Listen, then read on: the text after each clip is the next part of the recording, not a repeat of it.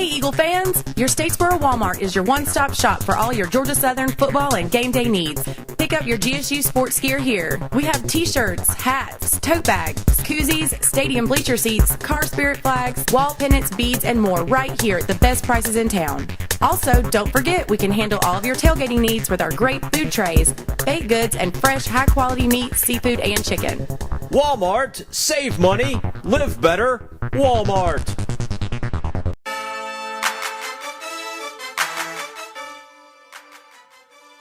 On this week's show, the Georgia Southern Eagles hope to remain unbeaten in Sun Belt play as they head to San Marcos, Texas to take on Texas State.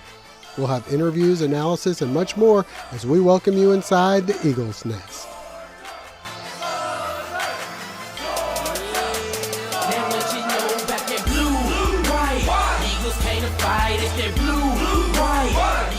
And welcome inside the Eagles' Nest. I'm your host, Josh Aubrey, being joined as always by Matt Yogus, sports editor and Georgia Southern beat writer for the Statesboro Herald. And Matt, Georgia Southern's dream of a Sun Belt championship continues.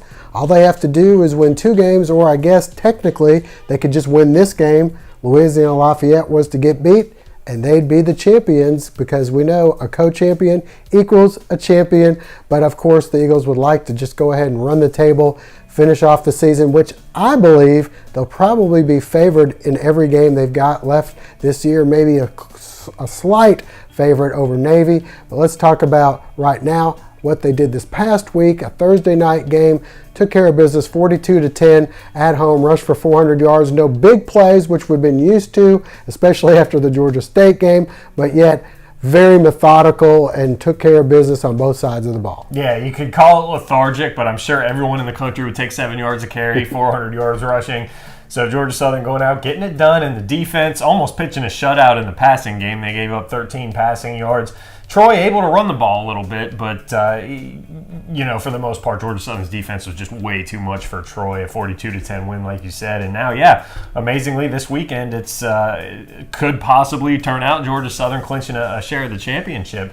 And, Texas State will have something to say about that, though. Georgia Southern 12.5-point favorites, which stands out to me as being a big deal. They beat New Mexico State, who's much worse than Texas State, by 8 on the road. And this trip kind of similar to that one. So, Georgia Southern, a big favorite again at Texas State, who's also a one-loss team, is thinking conference championship too. Oh, yeah. And the good thing about Georgia Southern going into this game is that Thursday game was a short turnaround from the week before, but now they've had a couple of extra days. And, a lot of the guys I know watched the Texas State game from this past Saturday to kind of get a feel for who they're going to be taking on. And let's talk a little bit about who they're taking on. 3-1 in the league, Dennis Francione. A lot of people remember him. He's been pretty much everywhere. He was a coach at Alabama amongst his other stops.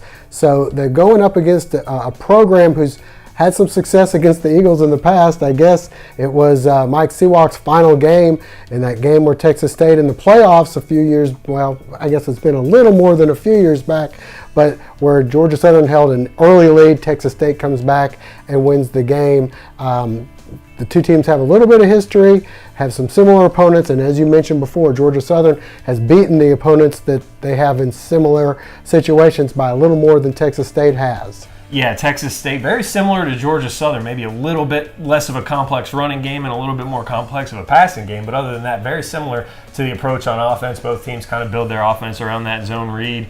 And Texas State obviously going to be a challenge. They certainly were, like you mentioned, for the Eagles in 2005. That loss lasted about 4 years for Georgia Southern's football program. So fans of the Eagles certainly haven't forgotten about that. It was a tailspin after that loss and didn't really right the ship until Jeff Monken came in 2010. So Georgia Southern fans especially would love to get that monkey off their back. All right, well, we had a chance to talk with the coaches and the players about the matchup coming up against the Bobcats of Texas State. We took off Friday, Saturday, Sunday and let the guys relax a little bit, heal up, get themselves away from football, and then we jumped right back into it on Monday. I think during the season, when you get some days off, you need to utilize those days off, to rest, to recover, get your mind away from football a little bit, and then jump right back into it. What do you guys do during those days? You said you want the players to get a little bit away. We took off Saturday. Worked Friday, broke down the tape from the game we just played, graded it, and then came in Sunday afternoon and started working on Texas State. Generally speaking, the graduate assistants have already broken down all the tape that you'd like to have done with your upcoming opponent, other than the game they just played on Saturday. So that's the one you break down on Sunday. Did you watch their game on Saturday? I did. I watched some of it at home while I was there. It happened to be on TV, and I was able to watch some of it. But more as a fan, the thing that kind of helps you with is, pace of the game, how fast they're trying to get in and out of plays, and those kind of different things. What do you think about it? What do you expect? Well, they're offensively, they run a lot of the same schemes that we run. They're primarily they're an option type team, but they've got an expanded passing attack from what we have. And then defensively, 3-man front, 4-man front, do a lot of different things, blitz from all different angles. And when you're an option team, that can create havoc, and we got to make sure that we're ready for a lot of things, not just a base front that like you see against some opponents. Elements of what they do with a lot of teams, about everybody's running the zone read nowadays. The power read, everybody's, we probably play 5 or 6 teams that will run that as well. But they're a little bit different than anybody we've played also. There's not anybody I can just pinpoint and say they're like this team. 2 teams we don't play, Arkansas State and Louisiana Lafayette, have a lot of similarities to them. So, we see so much with our offense that, that's why we do good on good every week. Regardless of who we're playing, we'll run offensive plays against our, our number one offense versus our number one defense, just so for speed of the game and also for your fits. And then when you see a team that runs some double option and triple option, it doesn't surprise you. In this part of the season, everybody's body pretty beat up. So that 3-day weekend, they 3-1 in the conference. They've been rolling lately. We just got to go in there, tough it out, play as hard as we can like we do every week. Try our best to come away with the win. Texas State, very good football team. They 3-1 in the conference. They've been on the road lately. So to have a few extra days on the weekend to recover is real well for our team.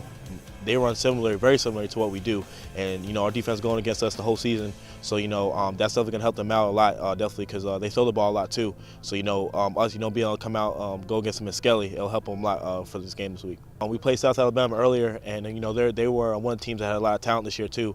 And coming in, I believe this is probably the toughest team we played so far yet. With Texas State coming in, so we gotta come out, prepare good, and get ready for them. Great team in our conference, and we know that we're gonna really have to prepare to go down there and go to Texas, and it's gonna be a flight, so we just got to make sure we stay well rested, work real hard this week, and they were a really good team.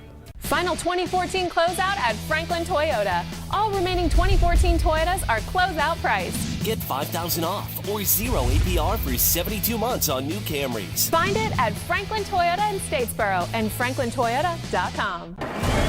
With more than 100 years of experience under one roof, Complete Car Care on 207 Northside Drive can do it all for your car or truck, gas or diesel, even hybrids, motors, tune-ups, front end, air conditioning, transmissions, electrical. Complete Car Care does it all. When others say no, Complete Car Care says yes. Come see what Michael and his team can do for you at Complete Car Care, 207 Northside Drive. Well, Matt, the good news for the Eagles is they go in with plenty to play for. Texas State, though, with only one loss, they have an outside shot of getting co-champions as well. I guess this game is going to come down to, who runs the ball better, and, whether or not, Georgia Southern's going to have one of those games in which they've got to come back from, which we've seen them have to do even at New Mexico State.